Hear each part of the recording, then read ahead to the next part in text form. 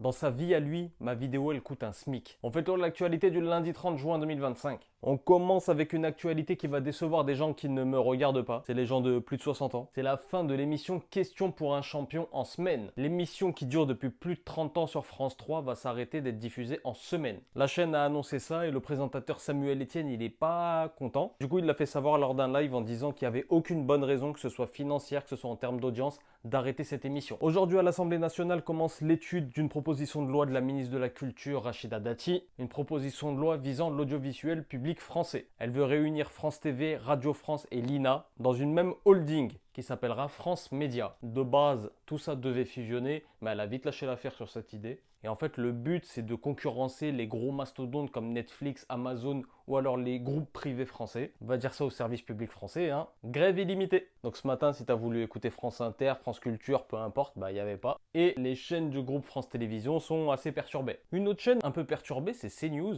Et ce matin, l'interview de Sonia Mabrouk était lunaire et très tendue. Elle recevait l'eurodéputée Manon Aubry. Et je sais pas ce qu'elles se sont dit juste avant l'interview, mais elles étaient tendues toutes les deux. Surtout Sonia Mabrouk qui était très énervée contre elle. Regarde cette interview, va la voir en replay. Franchement, elle était tendue. Au fait, moi c'est Norman, créateur de C'est Carré. Tous les jours, je te fais un point sur l'actualité. Donc si t'aimes ce genre de vidéo, like, partage, abonne-toi. Toi, ça te coûte rien, moi ça me fait plaisir et ça me fait avancer. Viens, on atteint ensemble la barre des 40 000. L'eurodéputée Rima Hassan a été agressée dans la rue par un salarié d'une agence Orpi. Tu vois, ces agences immobilières. Bah, il la regarde et lui dit, vas-y, trace ta route, vas-y, bouge. De toute façon, on va brûler la Palestine. Normal. Du coup, le groupe Orpi a envoyé un communiqué en disant que le mec était viré et qu'il s'excusait. Mais il y a des gens qui sont pas d'accord avec ça. Et il y a une agence Orpi, il me semble que c'est à Marseille, qui a brûlé. Ne pas mettre tout le monde dans le même panier. Il ne faut pas mettre tout le monde dans le même panier. Des cachets d'oxycodone, donc l'oxycodone c'est un antidouleur qui est classé comme narcotique, auraient été retrouvés dans des sacs de farine distribués par une ONG,